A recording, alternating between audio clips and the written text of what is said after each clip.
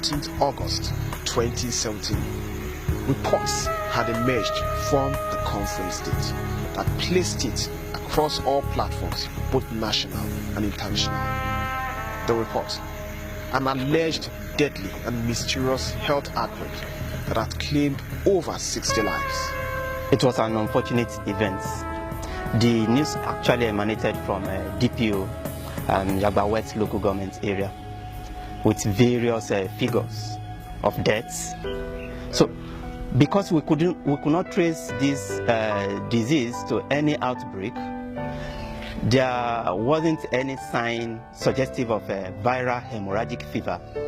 And then there was this news all over the media, and we needed to go back to the community to, find out the actual cause of this disease and to verify every figure that emanated from that community. So I needed to be there myself, and that was why we went there for the second time to dig in and trace every death to the grave. We conducted a thorough verbal autopsy and ideal line listing. That was what we did.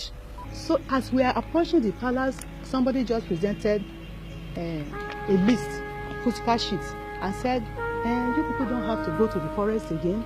We have collected their numbers, and we have as many people that have died. In fact, the paper reads, I have the paper with me, the paper reads the list of the dead people.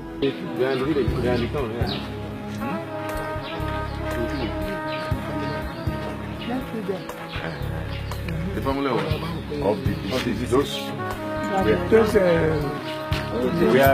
no, we want to see them in their houses. We're going to their houses. Not all of them. No problem. As many as we can. Oh. We didn't think that we could rely on information from the officials of the local government, because we wanted to data validity, we wanted institutional value, we're getting the correct picture from the households. So we collapsed ourselves into one team.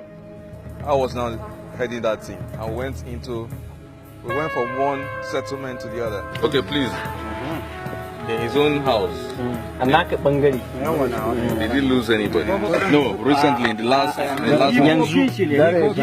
okay, his grandchildren. The wife of one of his son and his grandchildren. When did they skin? Na farkon ko na biyun ko na uku. Okay, the first person, the wife of the first person, and his grandson. Abakar's wife. Abakar's wife, yes. And his grandson now. And his. Okay. The mother of this little boy. Yeah? The mother of this little boy.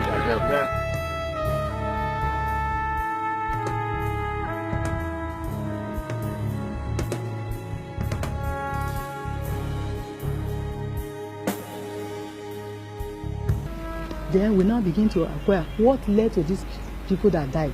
One was like she delivered after 2 weeks of her delivery, was the one that she died because she delivered at home, one. And when she had that complication, they didn't take her to the hospital earlier. They were using their own self-medication. In total, we visited 6 settlements and interviewed 40 households. And in those 40 households, we picked out 28 children. And out of the 228 children, it was recorded that 19 of them had died between the months of July and August. And in all those houses we went to, we specifically inquired about the symptoms of viral hemorrhagic fever. And none of those houses gave us any of the classical features of viral hemorrhagic fever.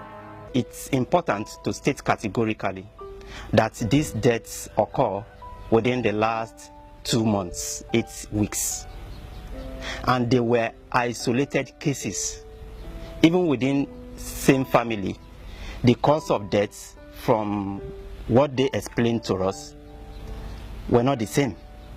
One of the patients who was managed, who showed signs that could be suggestive of a viral hemorrhagic fever, was thoroughly investigated with sample taken to the designated laboratory in Federal Teaching Hospital, Irua, and it came out negative for Lassa fever.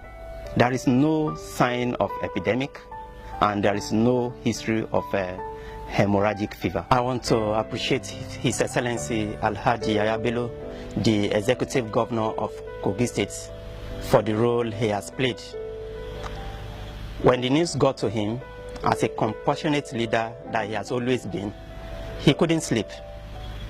He gave us ultimatum to quickly go there and investigate, and you know this will not be possible without proper funding.